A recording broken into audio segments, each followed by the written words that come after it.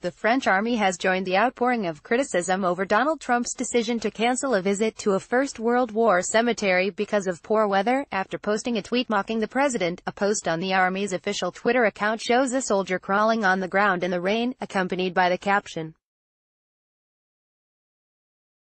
"There's rain, but it's not serious.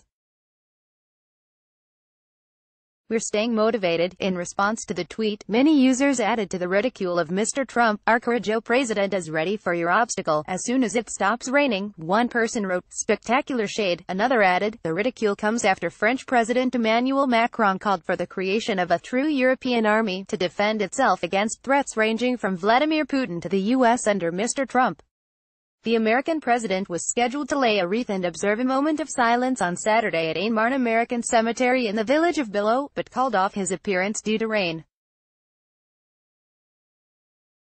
The White House said poor visibility had grounded the presidential helicopter and Mr. Trump didn't want to drive to the cemetery because it would have disrupted traffic in Paris. The U.S. president's decision sparked condemnation in both Europe and the U.S. Nicholas Soames, a grandson of Sir Winston Churchill and Conservative MP for Mid-Sussex, led the criticism, branding the president pathetic inadequate. "They died with their face to the foe, and that pathetic inadequate at real Donald Trump couldn't even defy the weather to pay his respects to the fallen," he wrote on Twitter. David Frum, a former speechwriter for President George W. Bush, tweeted that Mr. Trump had shirked on grounds of weather the job of honoring those who fought and died in rain and mud. Others on social media compared Mr. Trump with his predecessor's efforts in the rain, posting images of Mr. Obama speaking during downpours. Ben Rhodes, Deputy National Security Advisor under Barack Obama when he was president, said the White House's explanation for the canceled visit made little sense.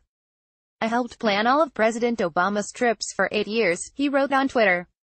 "There is always a rain option. Always." A handful of senior administration officials, including White House Chief of Staff John Kelly, attended below without Mr. Trump. Instead, the president appeared at a different ceremony on Sunday at Suresnes American Cemetery and Memorial in Paris, where more than 1,500 Americans who died in the war are buried.